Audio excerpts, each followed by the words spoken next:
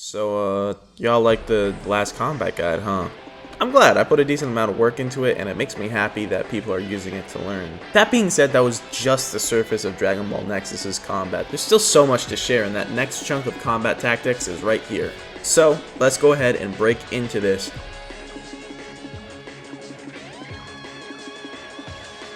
Alright, this video is going to assume you've absorbed the knowledge of the first one. If you haven't, that's alright, but you're going to want to go back and watch it after this. It's linked in the description right now. Anyways, we're just going to jump right in. We left off last time talking about some individual strategies to deal damage and avoid it, but today we're going to combine those into different methods of attack and defense. We'll start with the former. Being on the offensive in Dragon Ball Nexus is a little bit more risky than just turtling down or playing defensively, but it's extremely worth it if your offense manages to break through your opponent's defense. At long range, you and your opponent are going to be pretty far apart. Your rushes probably aren't going to connect, and the only moves that will make it to your opponent are those with homing, like barrages and some blasts. And even then, those can get blocked. It's not the worst situation to be in, but if your opponent doesn't make a move, then you're going to have to. You have one or two options of approach depending on the character you're playing. Instant transmission can be read pretty easily by someone who recognizes it, and you'll either get swung on immediately or countered immediately, depending on how the person feels at the time. It's an alright method of approach, and it has a souped up version that we'll talk about in a later episode, but just raw IT is a risky method of approach and can put you on the backstep. Your other method is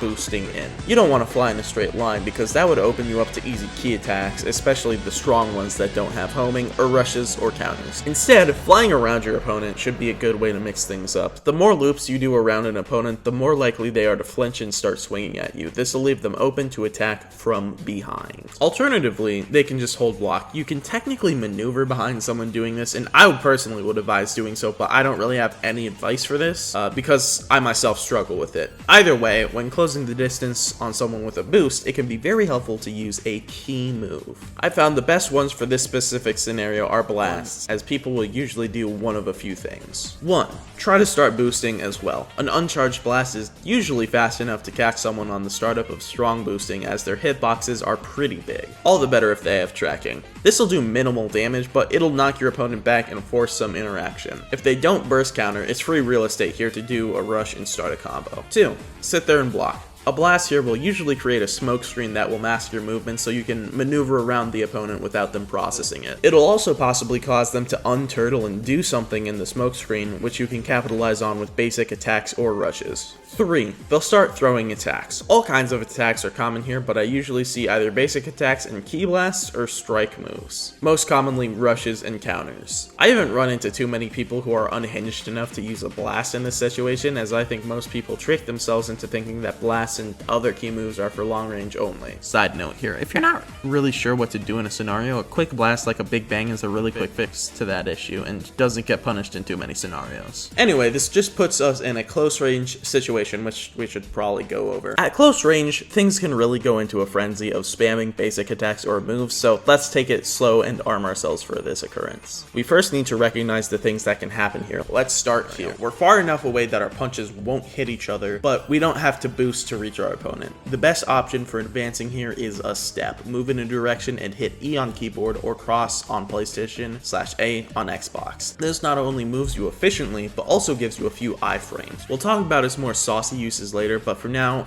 this is a good short-ranged method of approach. Immediately after this step, if it looks like you're in range, you can just start doing basic attacks here, and it'll most likely hit. Now, if your opponent just sits there and takes it, that's great. We'll talk about this in a second. However, the odds are they won't. They might block or they might hit you at the same time you're hitting them. This is what we call M1 clashes, and that's what I'll refer to them as. When this happens, both you and your opponent are able to combo without either of you having more priority initially, such as being in a higher form. The deciding factor here is hit count. The person whose combo does the most amount of hits in the shortest amount of time will gain priority in the M1 clash, ending it and allowing you to combo your opponent normally. Again, touch on that in a sec. This combo is different for most characters, but usually involves Kit Barrage or Mid Combo 1. The best advice I can give here is to just learn what string gives your character the most hits in the least amount of time. This game is pretty undocumented and its knowledge lives in the community, so I don't have something for each character. You just gotta test it. Anyways, once you've won the M1 clash, congrats, your opponent is now in a combo. What do you do from here? The usual answer is as long of a basic attack string as possible. 2 reasons, for damage and bait.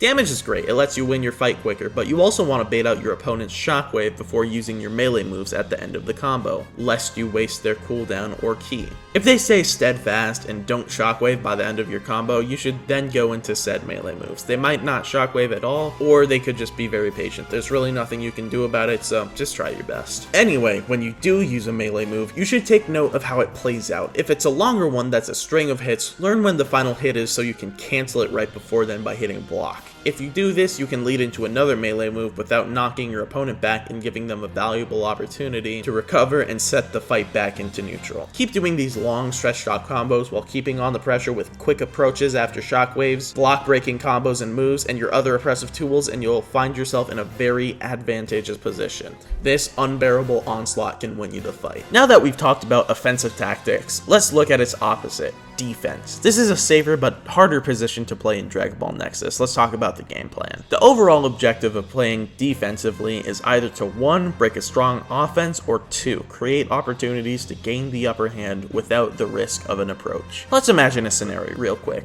Imagine you're fighting someone. You know the character they're playing has an unblockable rush attack. Clearly, turtling down and just holding block isn't an option. What now? 2 words. Stay mobile. Getting locked down in this game is free real estate for an assault that will eventually end in massive damage. Stay light on your feet. Don't waste your ki by fast boosting around while on defense. Just tap the boost button to go in the short boost. Make sure you can't get hit by a beam with your movement, but be ready to fast boost with another tap of the button if your opponent starts up a barrage. If they go for a blast, try to recognize it. Does it have tracking? If not, just keep moving, it won't hit you. If it does have tracking, just block it and then start moving again. Use your steps. If your opponent decides to rush you from a distance with their unblockable rush, use ki blast to stop them in their tracks. If that doesn't work, prepare to dodge with steps. Once your opponent gets tired of playing the long range game, they'll come in to attack you. Your moves are some of the best options here. Counters and key moves with tracking, to be precise. If you wanted to gamble and or be a psycho, you can also go for a rush. It's just kind of a fucking crackhead move. If it works though, honestly. If your opponent manages to close the distance without punishment, they'll either start attacking right away or circle around you for a bit. If it's the former, you can block or step, but the windows for these at this point are pretty slim, as are the chances of actually pulling them off. If they do circle around you, blocking doesn't really work. Again, in this situation, key moves are gonna be your friend. Stuff like barrages and blasts, or the faster ones at least, will probably come out before your opponent can react, hitting them away and opening them up. Let's say your opponent goes in to hit you, but you block it. You're now sitting there holding block while your opponent matches through their combo to get to their block break. You probably have a second at most to get out of this, and there's 3 ways to do so. Number 1, spend your shockwave. Not ideal. Do not do this unless absolutely necessary. Number 2, use a counter. This is the best thing you can do in this scenario. It'll land 99% of the time, guaranteed. 3, step at the right time. For this one, you gotta wait for the correct timing to step either back or to the side. Now, I myself haven't gotten into this situation a lot, so I can't give you too much advice, but I can let you know that the best time to backstep is just after one of their combo string attacks is blocked. The most important part here is to do something. You can't just sit still after you step, they'll just hit you again. You either gotta keep stepping away or go into an attack of your own, which actually has a pretty good chance of canceling the other person's attack out. Another thing to be mindful of on the defensive is this funky little maneuver. It's performed when you boost in, either tapped or held, and hold light attack. It's basically a free distance closer, and it can be really hard to counter. You can take the usual precautions like blocks and counters, but I found the best way to remain vigilant against an opponent who uses this strategy is to come at them with the same energy. In Dragon Ball Nexus, a great defense is a great offense. Usually I do so with rushes or even my burst counter if I'm confident I won't need it.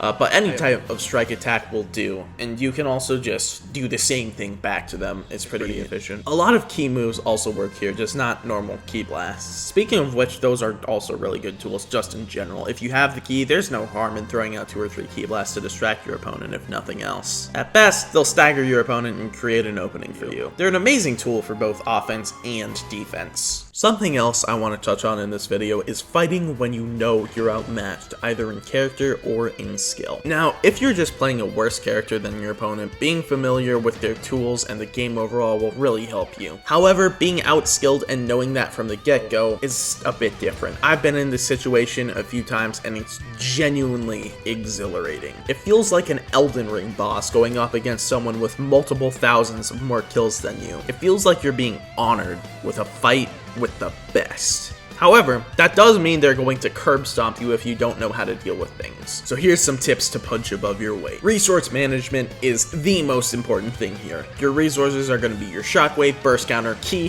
health, and move cooldowns. Never stand in one place charging ki for too long. You want to be aggressive here. If you're locked down with ki blasts or ki moves, you're just going to end up on the defensive, and an equal offense always overcomes an equal defense. Your defense might be lesser than their offense though, so it has potential to fall even easier. Shockwave whenever your opponent catches you in a strike move, not a basic attack, a move. This way, you waste their ki and their move cooldown. Burst countering when you get knocked back is likely to get punished, so be extremely careful with how you do it. If they follow up with a beam, that's the best time to burst counter. Another reason to be aggressive is, number one, it gives you damage, but also, hitting opponents with basic attacks nets you a bit of ki for each hit. This can be used in place of charging for a high tension fight with no room to breathe. Talking of ki, don't throw out moves with no reason here. Normally, you can take risks with that kind of stuff. Not here. It's going to be difficult to get that ki back unpunished, and moves are also very likely to be punished. Grab and rush after your longest possible combo to rack up damage. Throwing out a beam or a non-homing blast at mid-range is a death sentence here. Barrages are good to make your opponent stop and think, giving you a second to stop and breathe though. Homing blasts are an alright option, but they can easily be blocked or avoided. Their one and done nature means that once that happens, you're down some ki and your opponent can approach. Don't get baited into a counter if you can help it. Don't burst counter off of your opponent's shockwave because it's too easily punished. This is a scenario where one slip up can lead to catastrophic outcomes. Near infinite combos with damage to match are just the beginning of what some of the top players can and will do to you. If you're unlucky when you mess up, you'll get hit with a disrespectful finish so nasty it'll be burned into your brain for the rest of your time playing the game. Trust me, it's not a fun experience. The reason I'm talking so intensely here is because of the situation.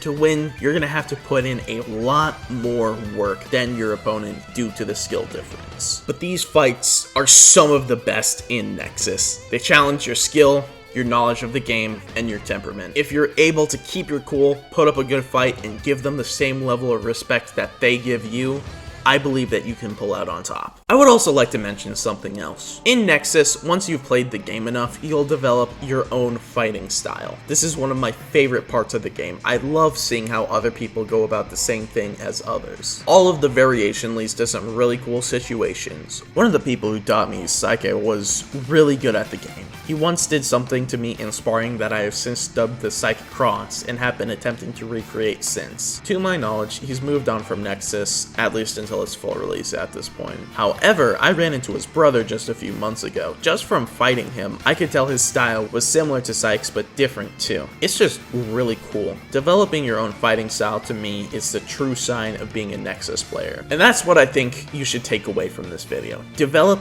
your own style of doing things. Everything I list in this video, for the most part, is how I go about things. It might work for you, but it also might not. Instead of trying to completely download everything in this guide series, I want you to take away the general concept of how things work, right?